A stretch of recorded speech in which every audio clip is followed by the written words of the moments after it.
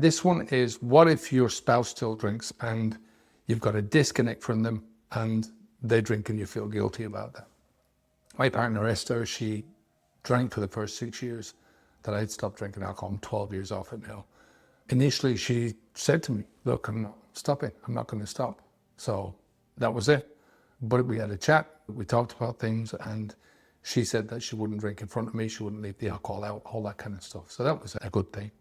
6 years later, she saw the benefits of what I was doing and she followed suit.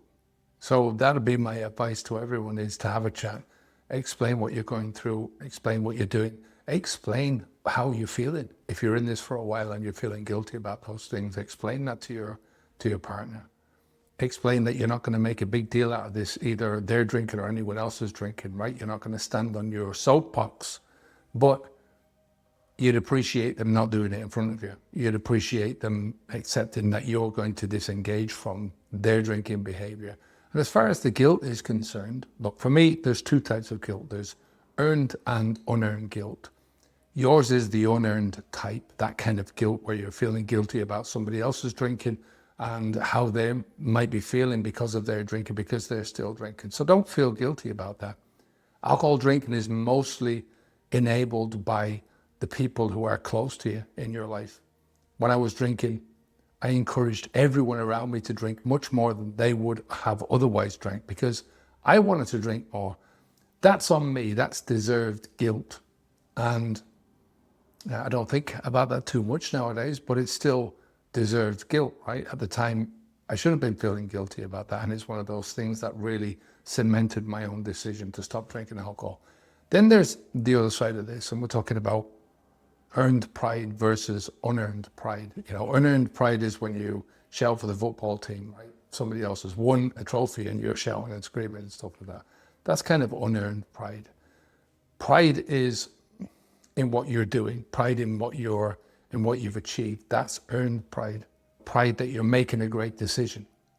You stopping drinking alcohol is going to positively affect everybody else around you for the rest of your life if you never go back to it. I mean, think about all the things that you're now capable of doing because you stopped drinking alcohol.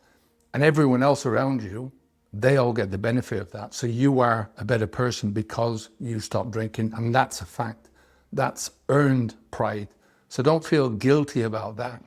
Everyone has the choice to drink or not. When you stop, other people have the choice to either join you and stop drinking themselves, or they have the choice to continue. Right? And that choice comes with inevitable consequences. If people stop drinking, then they're going to get the inevitable consequences of them stopping drinking. You know, their life is going to be better. Their life is going to follow down the certain path that you're following as well.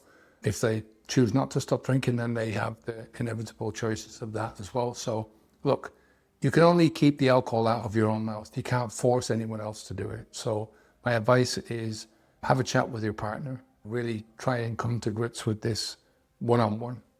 You'll find the answers with them. And the more that you travel down this journey, the more that you show that you're getting positive outcomes for your choice of not to drink alcohol anymore, the more that other people are much more likely to follow you. That's happened in my life with so many different people. Take care, onwards and upwards. Bye now.